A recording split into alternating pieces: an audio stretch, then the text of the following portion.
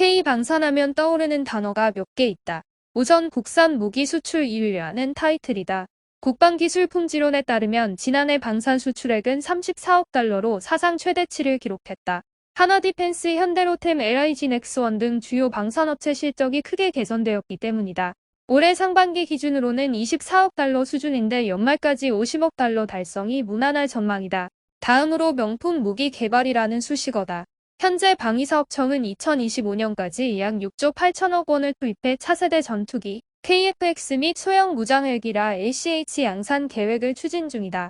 이외에도 군 정찰위성, 중고도 무인기, 장거리 공대지, 유도탄 등 다양한 첨단 무기체계 개발 프로젝트가 한창이다. 마지막으로 내수 활성화다.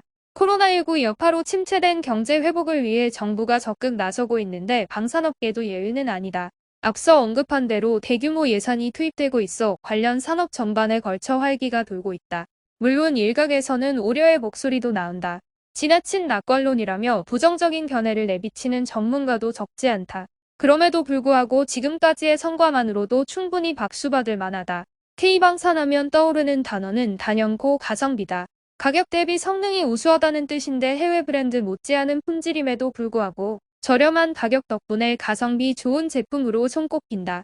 물론 일부에서는 국산 무기체계 전반에 대한 불신이 여전하지만 그럼에도 불구하고 여전히 인기가 높은 편이다. 현재 대한민국 방위산업 수출 규모는 약 36억 달러로 전체 국방비의 4.2% 수준이다. 금액으로만 따지면 결코 적지 않은 수치다. 더욱이 올해는 코로나19 여파로 인해 방산업체 매출이 감소했음에도 불구하고 전년 동기 대비 13.5% 성장했고 내년에는 사상 최초로 50억 달러 돌파가 예상된다고 한다.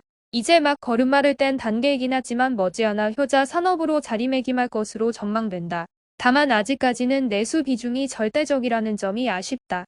글로벌 강소기업 육성 및 수출 활성화를 통해 보다 적극적으로 판로를 개척해야 한다고 생각한다. F-35A 전투기는 대당 1억 달러 수준이지만 KF-21 보람에는 약 8천만 달러 정도면 제작이 가능하다고 한다. 그럼에도 불구하고 아직까지는 기술력 부족으로 인해 해외 부품 의존도가 높은 편이다. 핵심 장비인 이사 레이더 개발 과정에서 불거진 잡음도 마찬가지다. 당초 계획대로라면 지난해 6월 시제품이 나왔어야 하는데 계속 지연되고 있다. 만약 예정대로 올해 초에 출고됐다면 지금쯤 실전 배치됐을지도 모른다. 어쨌든 현재로선 내년 상반기에나 첫 비행이 가능할 전망이다. 그나마 다행스러운 건 정부 차원에서 전폭적인 지원을 아끼지 않고 있다는 점이다. 국방과학연구소 주관으로 체계개발사업단을 출범시켰고 2025년까지 양산 및 전력화를 완료한다는 목표를 세웠다.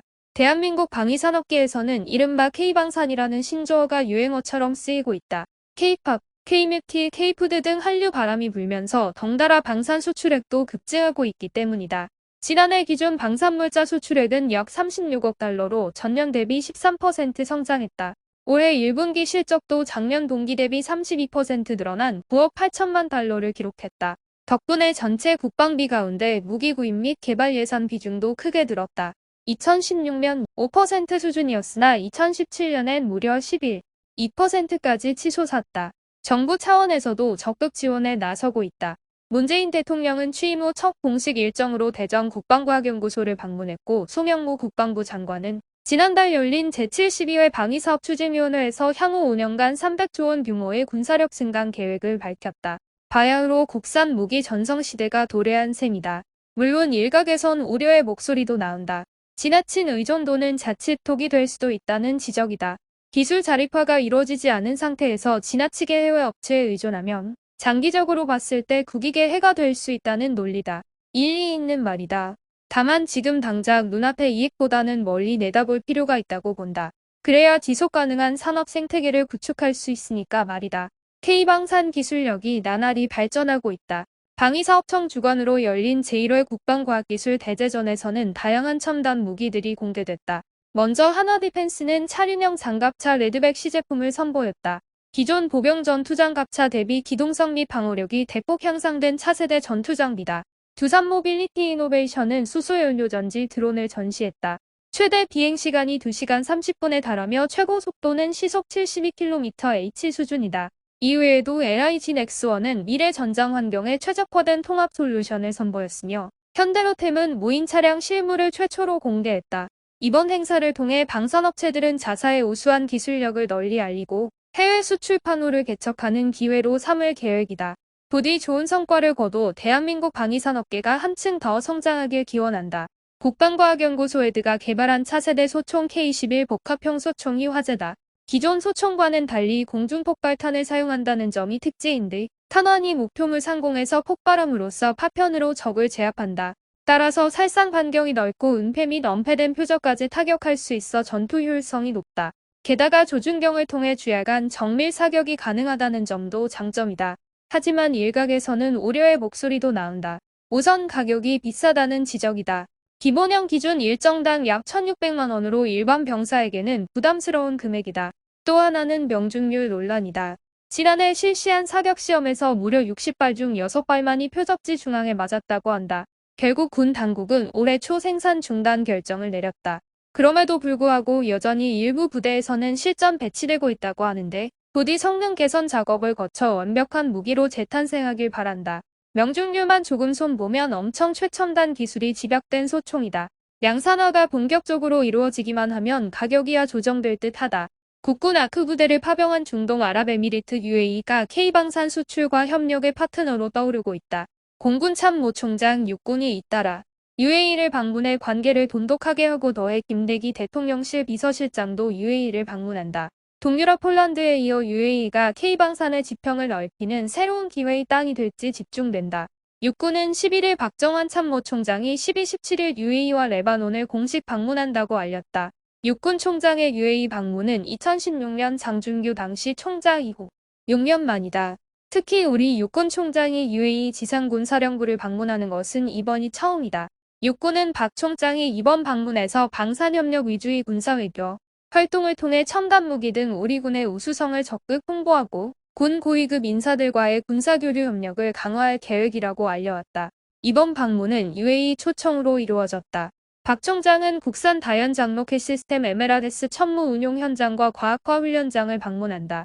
육군의 후속 군수 지원 협의와 연합훈련 확대 방안 등을 논의하기 위함이다.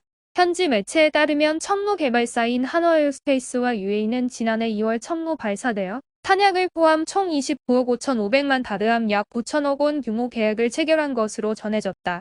지난 10월 27일 실시된 전구탄도탄 대응훈련에서 작전요원들이 한국산 중고부 대공유도 무기체계 천궁 발사대로 신속하게 이동하고 있다.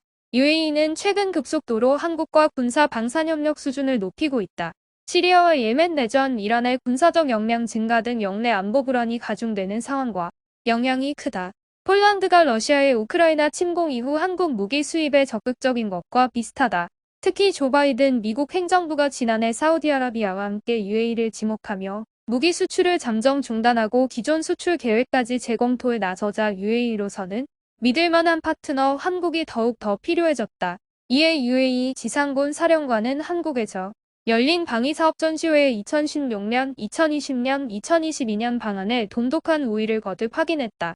육군 총장에 앞서 정상화 공군 참모총장은 3일 UAE로 날아가 한국산 중고도 대공 유도 무기체계 엠셈 천궁 실사격 훈련을 참관했다. 공군은 9월 아부다비 알다프라기지에서 실시된 다국적 방공미사일 방어훈련 펠컨 쉴드 팔콘 쉴드 지휘소 연습에도 장병을 파견했다. 천궁 운용 능력을 전수하기 위한 것이라는 평가가 나온다. 윤석열 대통령은 지난달 24일 방산 수출 전략회의에서 방위산업을 국가전략사업으로 육성하겠다고 강조했다. 이에 맞춰 김대기 비서실장은 대통령 특사 자격으로 10일 14일 UAE를 공식 방문해 양국 특별 전략적 동반자 관계를 강화하기 위한 협력 방안을 논의한다고 대통령실이 밝혔다. UAE가 한국산 원전을 도입하고 우리 무기 도입에도 적극적인 만큼 각종 수출을 적극 지원하겠다는 의지가 담긴 행보로 해석된다. 정부는 지난 10월 주UAE 대사로 육군 중장 출신 류재승 전 국방부 정책실장을 임명해 양국 간 국방협력에 무게를 실었다. K방산 시장이 더욱더 커지고 확대될 가능성이 엄청나게 많다. 전쟁 준비만 40년이 넘게 했으니 당연한 결과인 건가.